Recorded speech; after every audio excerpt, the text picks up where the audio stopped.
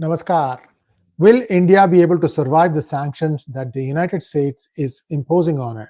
Well, the number that has been bandied about is 26%, because the United States says that by the time it computes the average tariff plus the percentage in terms of how United States sees India as a currency manipulator, all that and a few other things, it brings out the number as 52% average. And US says that, well, we are being nice to you. We're only going to charge half of that, not reciprocal, but half of that, 26%. Now, the 26%, 52%, many people have been joking that, look, this is nothing but a division of US's deficit to a country to that country's export to the US. Let's take a quick look at what the numbers are as far as India and the United States are concerned to see if this is indeed true. Well, the US trade deficit to India is $45.7 billion, and India's exports to the US is $77.5 billion. So if you divide 45.7 by 77.5, you get approximately 59%. But then that doesn't account for the factor that US may put for labeling India as a currency manipulator. So the number seems a little bit off. So I'm skeptical that somebody would just take something like this and throw. It may be true for some countries, but definitely it is not true for India. So you have got that out of the way. Now let's take a look at how India has been trying to sanction-proof itself. I'm going to give you 5 examples, and this kind of gives you a flavor of how India manages such situations, especially since the Modi administration took office. They've been able to successfully manage many a financial storm, and I think the new one will probably not be that bad for India. However, a lot of things have to go right. So I'm just going to show you how India has managed a few things very cleverly, and then after that we'll take a look at what it means when it comes to braving the latest storm. So here are 5 instances where India has cleverly managed to not use the United States dollar in its transactions with various countries. For example, $48 billion in crude from Russia outside of the SWIFT system, because for that India paid in rupees. Here is the interesting part. India pays for rupees, gets the crude, and then this crude is supplied to companies like Reliance and other refiners who turn around and sell this thing to West Europe and the United States and get paid dollars. Thereby, it actually brings money in. This is what I'm told. I could be wrong. It could be that they are actually paying for their crude in dollars, in which case it's just a differential between how much they paid for the crude from Russia in dollars and how much they're charging. I don't think that is true, because Russia is out of the SWIFT right now. At least a few of the Russian banks are out of the SWIFT. But just look at how India has managed to get around the SWIFT as far as managing the crisis since the Russia-Ukraine war. Number 2, it is believed that India and China have done a bunch of deals. For example, 8+ secret yuan rupee deals, where they basically are pegging the value of one against the other and doing the import/export. This is not much come about in the news, so you will need to dig a little bit more, but I'm sure this will come out more in the days and weeks to come. So that was another one.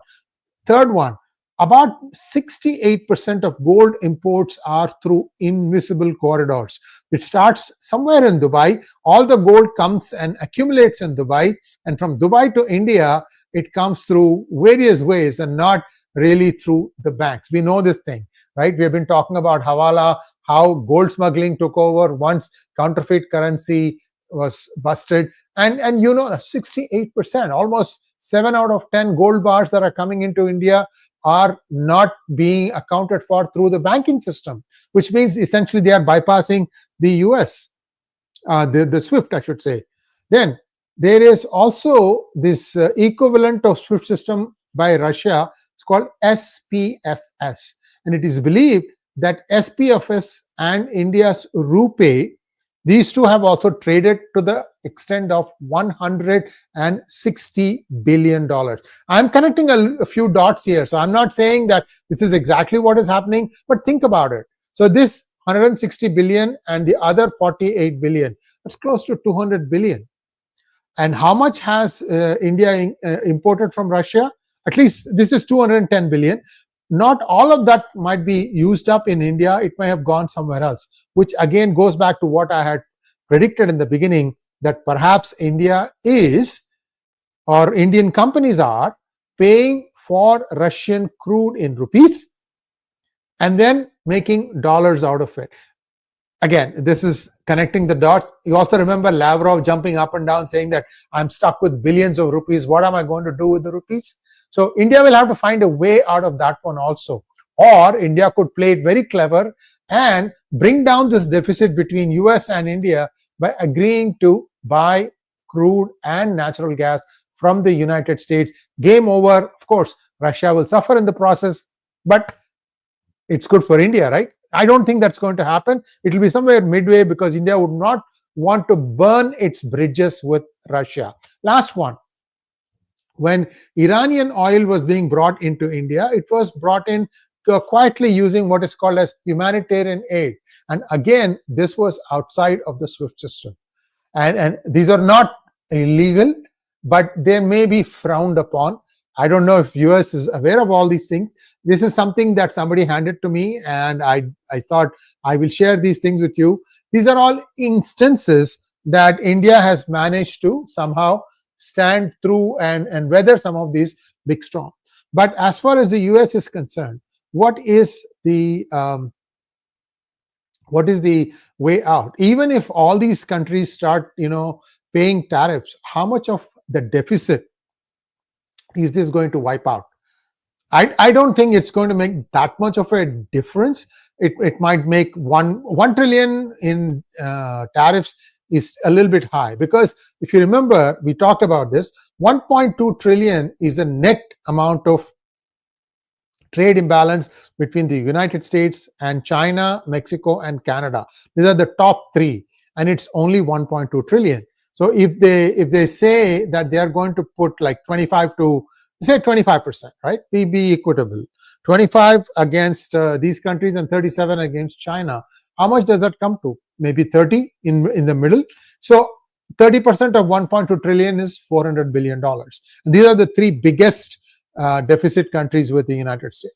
You see what I'm saying? It's not going to move the needle when you have 36 trillion deficit that US has managed to run up. So how US is going to bridge the gap for the others remains to be seen. However, here is an interesting way that India may be able to weather it. Like I said, just make a deal with US so that you become like, neutral. As long as US can match the price of Russia, and as long as they find a way to give India dollars to offset that, because there has to be some sweetener for India to switch from Russia to US, then I think everything will work out fine, and you might not find too much of a pinch.